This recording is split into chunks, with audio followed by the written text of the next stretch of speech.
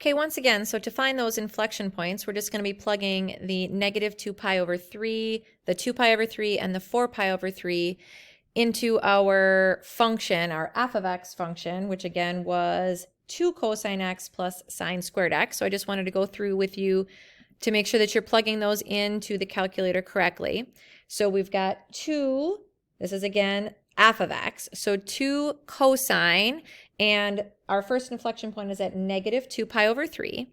So negative 2 pi divided by 3, okay? So that's negative 2 cos x.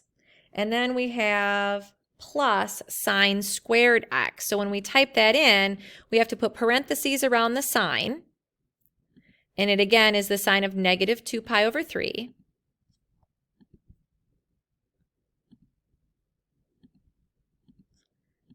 Okay, and close the parenthesis around the negative 2 pi over 3, but then we also have to close the parenthesis around the sign, and then we have to square that. That's how you type it in on your calculator to do the sine squared.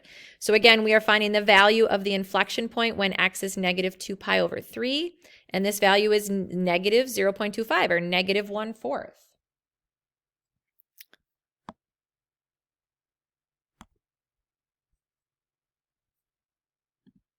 So going back to our paper here, this is occurring at negative 1/4. Our f of positive 2 pi over 3 is at negative 1/4. And our f of 4 pi over 3 is at negative 1/4. So please take the time to type that in on your calculator and verify that just so that you're comfortable with the keys and how to key that in to get that correct. So now that we've found our intervals of concavity and our inflection points, sorry, this got a bit messy here, our last step in our process is going to be to create our graph.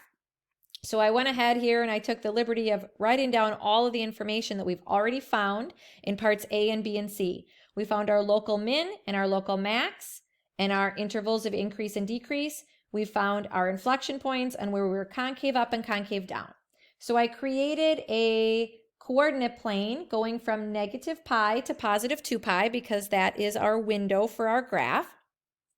And we can go ahead here if we want and we can put some kind of dashed vertical lines just to show that our graph only lives, for our purposes today anyway, our graph only lives between those two lines. And then we can go ahead and we can start plotting these points. So I will plot my inflection points in orange. And notice that I've counted in 3 units, or 3 tick marks in between each pi here. So those would each be units of pi over 3 to make this easy. So negative 2 pi over 3, negative 1/4 will be just below the x-axis. And then positive 2 pi over 3, negative 1/4. And positive 4 pi over 3, negative 1/4. So those are my inflection points. Then I can also plot my local minimum, which is at pi, negative 2. And I can plot my local maximum, which is at 0, 2. Okay, and now it's just a matter of connecting all this stuff, making sure that I have my increasing, decreasing correct and my concavity correct. So I know that I'm supposed to be concave up from negative pi to negative 2 pi over 3, right? So concave up looks like a bowl sitting on the counter, right? So if my graph is going to be